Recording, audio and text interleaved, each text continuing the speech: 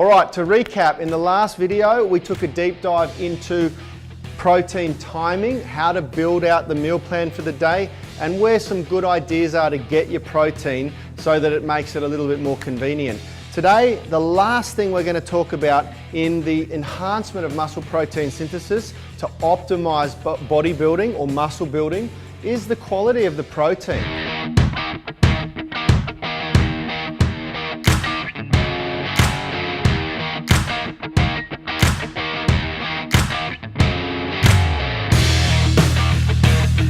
All right, folks, we're here talking protein quality. This is the final piece of the puzzle that we teach in our 30-day Kickstart program to our new clients. 2 points we need to focus on today. Number one, the bioavailability of the protein, meaning how quickly, easily, and efficiently does it actually pass through the digestive system and get into your bloodstream and where it's needed most. To give you a very quick example, when a drug is administered into the body intravenously, it is 100% bioavailable to the body because it goes straight into the bloodstream. But considering that the dietary protein that we eat has to pass through the digestive process first, then it becomes less and less bioavailable. Now the keys that you can look at to keep the bioavailability high is the quality of the protein. So the more produced, the more processed the protein is, generally, the less bioavailable it becomes. Now, very, very good quality whey protein supplements and other protein supplements are generally very highly bioavailable. They're pre-digested and they tend to get through the digestive process intact and straight into the muscle. There has been some research done where the protein will actually get into the muscle within 20 minutes, around about 20 minutes when you take protein supplements in. The food takes a fair bit longer because obviously it needs to digest. But what we're going to talk about more today, and I'll go into more detail, which is why I've highlighted it, is the way the protein is processed, the production process. Most importantly, when we're producing animal products, meat products, because there's very, very different end outcomes with the meat. Particularly, and you may have or may not have heard, the difference between grain-fed or grass-fed, free-range, cage-raised, all of those different terms. Now, politically, the factors and the rules and regulations vary immensely. So if you do want to look into it, there's a ton of research done out there and you do really need to know what you're looking for.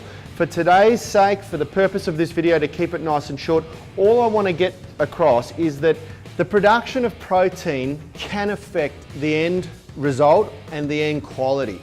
Most obviously, when we're producing meat products. So beef is a really good example. When we start to feed the cattle a different food source to what it's naturally meant to eat, which is grass, if the meat is produced right, grass-fed, free range, gets lots of sunlight, produces lots of vitamin D, then it's going to be much higher quality, which is much better for our overall health. In another respect, the way you produce or process your food can also alter the quality or the bioavailability of the protein. We like to teach people how to slow cook their meat because the cooking process, particularly at very, very high temperatures, has a profound effect on the quality of the meat. We can produce carcinogens, we can produce all sorts of things that are very, very harmful to the body. Now, you may or may not have seen a lot of publicity around meat potentially being linked to cancer, bowel cancer, and things like that. The real reason for that is the production of the meat. Highly processed meat, they use different chemicals, and those chemicals react to heat, and that heat and chemical reaction causes very, very powerful and dangerous carcinogens, which are directly linked to cancer. So these two things must be taken into consideration. I highly suggest or urge you guys to look into slow cooking for meat production. Because barbecuing meat and cooking meat at very high temperatures where the meat is blackened, the burnt protein, the burnt fats and the burnt chemicals are not so good for your body and they're not so good for your overall health. So Check out Slow Cooking. We've got a range of videos on our YouTube channel. If you look for Unity Gym on YouTube, where we teach you slow cooking.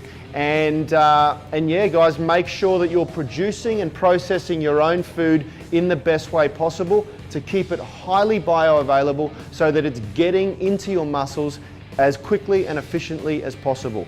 That's pretty much what we want to talk about today, guys. That sums up the quality of protein. We do also have great videos on our YouTube channel about where to source the best whey protein from, because it definitely changes throughout the world. Different countries have different food standards and the production methods vary dramatically because of that. In our next video, guys, we're going to be talking about where carbohydrates and fats fit into this puzzle. We haven't spoken about that at all yet. Stick around, I hope you can join me.